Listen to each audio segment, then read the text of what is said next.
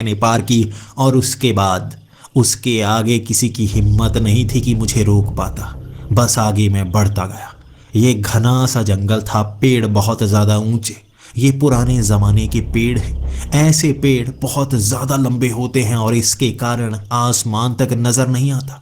इन पेड़ों की कटाई नहीं की जाती क्योंकि इन्हें संरक्षित रखा जाता है। मैंने ठाना हुआ था, बिना अपने भाई को ढूंढे मैं इस जंगल से बाहर नहीं आऊंगा, भले ही इसके लिए मुझे मरना ही क्यों ना पड़ जाए। अगर मेरे भाई को कुछ हुआ तो मुझे भी वही हो जाए, ये सोचकर मैं आगे बढ़ रहा था। पहले 2-3 घंटे मैं चलता रहा। मैं रास्ते में ढूंढ रहा था कोई ऐसी जगह, कोई ऐसा निशान जो मेरे भाई की तरफ इशारा करता हो। सबसे पहले एक नदी आई। उस नदी के पास थोड़ा सा सामान गिरा हुआ था। ये एक सिगरेट का पैकेट था। उस सिगरेट के पैकेट को देखकर मेरी आंखें चमक गई। हो सकता है ये किसी और ने फेंका हो, लेकिन मेरा भाई यही सिगरेट पिया करता था। यहाँ इटली में आपको इटालियन सिगरेट मिलेगी, हिंदुस्तानी बीड़ी थोड़े ना मिलेगी। यहाँ बीड़ी का पैकेट पड़ा था और ये मेरे भाई का ही था। मैं जान गया था। मैंने वो पैकेट जेब में डाला और पता नहीं क्यों खुशी मिली थी। मैं जानता था कि मेरा भाई इस दिशा में गया है और अब मैंने ठान लिया था सीधा जाना है, कहीं मुड़ना नहीं है। मेरा भाई यकीनी तौर पर आगे कहीं ना कहीं मिल ही जाएगा। मैं उस नदी को पार करके आगे बढ़ने लगा। आगे पेड़ काफ़ी छोटे थे लेकिन झाड़ियाँ काफ़ी ऊंची। उन झाड़ियों को पार करना काफ़ी मुश्किल भरा था। उनमें कांटे आए हुए थे, लेकिन एक जगह मैंने देखा झाड़ियों के बीच एक रास्ता सा बना हुआ था। शायद मेरे भाई ने मोटी लकड़ी पकड़ी होगी, उस मोटी लकड़ी को आगे किया होगा। शायद पैर के सहारे उस लकड़ी को पकड़े हुए झाड़ियों को नीचे गिराया, इस कारण सीधा सीधा रास्ता सा बना हुआ था। मैंने भी मोटे जूते पहने थे। अब जूतों में वो कांटे घुसने वाले नहीं थे, इसलिए उन कांटों को पार करना ज़्यादा मुश्किल भरा नहीं रहा। मैं बस उस रास्ते पर चलता रहा क्योंकि ये मेरे भाई ने ही बनाया होगा। सीधे सीधे निकलता हुआ उन झाड़ियों से मैं आगे बढ़ चला। मैदान सा आ गया था। पेड़ तो लगे हुए थे लेकिन नीचे घास थी और ऐसी छोटी घास जैसे उसकी कटाई की गई हो। यहाँ ओस की बूंदें भी उस घास के ऊपर ऐसे चमक रही थी जैसे छोटे छोटे बल्ब जमीन में लगाए गए हों। थोड़ा सा मैं आगे बढ़ा था। उस मैदान में पत्थरों पर लोग बैठे हुए थे। शायद यहाँ पिकनिक मनाने के लिए आए हुए थे। जमीन पर उन्होंने कपड़ा बिछाया हुआ था, खुद पत्थरों पर बैठे हुए थे। हर किसी ने सफेद रंग के कपड़े पहने हुए थे, जैसे किसी खास यूनिफॉर्म को वो पहने हुए थे। मैं सीधा भागता हुआ उनके पास गया। पहले एक बूढ़ा आदमी बैठा था। मैंने सीधे सवाल उससे ही किए, आप यहाँ, इसे तो भूतिया जंगल कहा जाता है ना, आप यहाँ पिकनिक मनाने के लिए आए हुए हैं? उसका मुस्कुराता हुआ चेहरा और उसने मेरे हर सवाल का जवाब दिया। हाँ, हम पिकनिक मनाने के लिए आए हैं। यहाँ आकर काफ़ी अच्छा महसूस होता है। भीड़ भाड़ से दूर निकलकर अच्छा लगता है और ऐसी जगह जहाँ जाने से सब डरते हों, आपको शांति का एहसास मिल जाता है। मैंने कहा, शांति का एहसास तो ठीक है, लेकिन यहाँ पर भी 30 से 40 लोग होंगे और हर कोई बात कर रहा है। पूरी तरह से शांति तो यहाँ पर भी नहीं है। इसके बाद उसने सब लोगों की तरफ देखा और फिर से नज़रें मेरी तरफ कर ली और कहा, बात में तुम्हारे भी दम है। तुम यहाँ क्या कर रहे हो? और तुमने तो कोई सफ़ेद कपड़े पहने ही नहीं। मैं अपने कपड़ों की तरफ देखने लगा। मैंने ग्रीन कलर के कपड़े पहने थे, जैसे फौजियों ने पहने हुए होते हैं। मैंने उसकी तरफ देखते हुए कहा, कपड़ों की छोड़िए, आपने किसी लड़के को देखा जो यहाँ आगे की तरफ गया हो? उसने भी आपकी तरह सफ़ेद कपड़े नहीं पहने होंगे, शायद और कपड़े पहने होंगे। कौन से कपड़े थे? हाँ, लाल रंग की टी शर्ट। लाल रंग की टी शर्ट पहने लड़का देखा आपने कोई? इसके बाद 2-3 आदमी पास में बैठे जो आग पर कुछ पका रहे थे, मेरी तरफ हर कोई देखने लगा था। उसने कहा, वो लाल कपड़े वाला, वो उधर सीधा गया है। वो हमें देखकर काफ़ी ज़्यादा घबरा गया था। मैंने कहा, घबरा गया था? आपको देखकर क्यों घबरा गया था? तो उन्होंने कहा, तुम दिन के वक्त आए हो ना, इसीलिए नहीं घबरा रहे। रात के वक्त आए होते तो बहुत ज़्यादा घबरा जाते। लेकिन हम कोई नुकसान नहीं करते, बस थोड़ा सा लोगों को डर लगता है और हमसे दूर भागने लगते हैं। ये बात सुनकर मैंने भी सोचा, हाँ, पहने हुए तो उन्होंने सफ़ेद रंग के कपड़े हैं। अगर दूर से अंधेरे में मैं आता, इन्हें देखकर ऐसा ही तो लगता जैसे भूत बैठे हुए हैं। मुस्कुराते हुए मैंने उनसे विदा ली और कहा, आपका बहुत बहुत धन्यवाद, आपने मुझे सही रास्ता दिखाया। और उन्होंने भी अलविदा कहा। उसके बाद मैं आगे की तरफ बढ़ चला। अब मुझे डर कम लग रहा था। ये जंगल खाली थोड़े ना है, यहाँ पर और भी लोग आते हैं और ये लोग भी यहाँ पर पिकनिक मनाने के लिए आए हुए थे। चलो अब आगे बढ़कर भाई की तलाश करता हूँ। इसी दिशा में गया है, कहीं भटक ही तो नहीं गया। चलो कोई ना कोई तो मिलेगा ना अंदर, वो मुझे बताएगा, या कोई ऐसा निशान जो कहीं मिल जाएगा। मुझे लग रहा था भगवान मेरे साथ हैं जो मुझे सही दिशा दिखा रहे हैं। मैं अब और आगे बढ़ चला। आगे पेड़ काफ़ी ज़्यादा घने थे। समझ में नहीं आ रहा था इन पेड़ों को अपने आप लगा हुआ मानूं या खुद लोगों द्वारा लगाया गया मानूं। आपने पेड़ देखे होंगे जंगलों में भी, एक पेड़ से दूसरे पेड़ की दूरी काफ़ी ज़्यादा होती है। ये पेड़ खुद ब खुद इस तरह से लगते हैं। जो पेड़ तो ऊपर की तरफ निकल गए उनके पत्ते बिछ जाते हैं, जो उनके नीचे पेड़ होते हैं वो खुद ब खुद मर जाते हैं क्योंकि उन्हें धूप मिल नहीं पाती। इसी तरह यहाँ पर भी दूर दूर पेड़ होने चाहिए, लेकिन मेरा यकीन कीजिए हर 2-2 इंच पर पेड़ लगा हुआ था।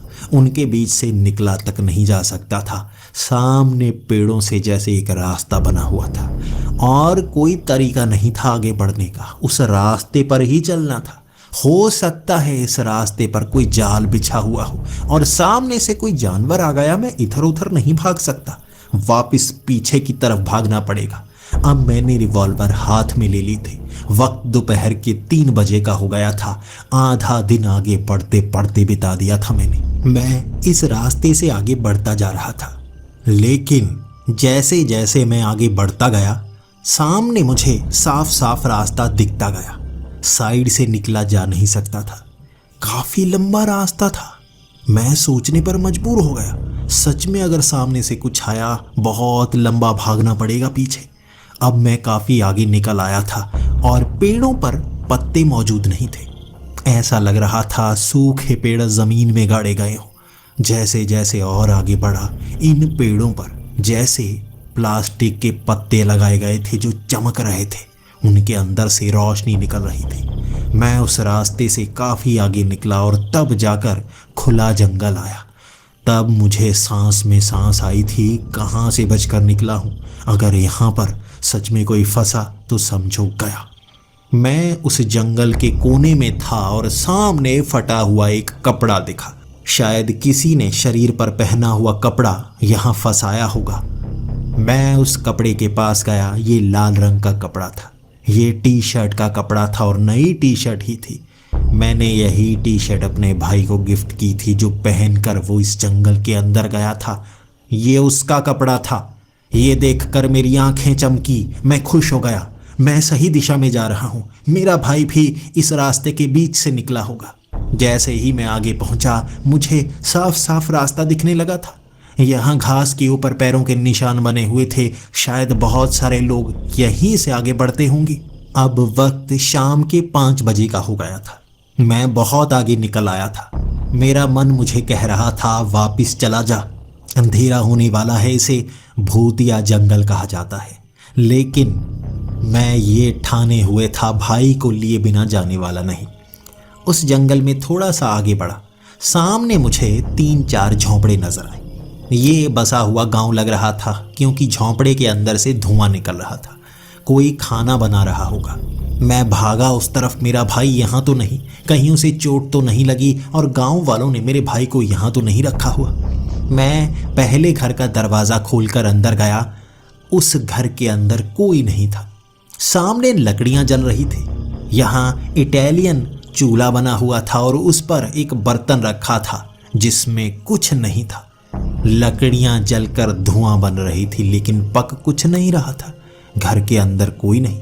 आवाज़ लगाई थी मैंने। सामान वहीं का वहीं था लेकिन कोई इंसान मौजूद नहीं।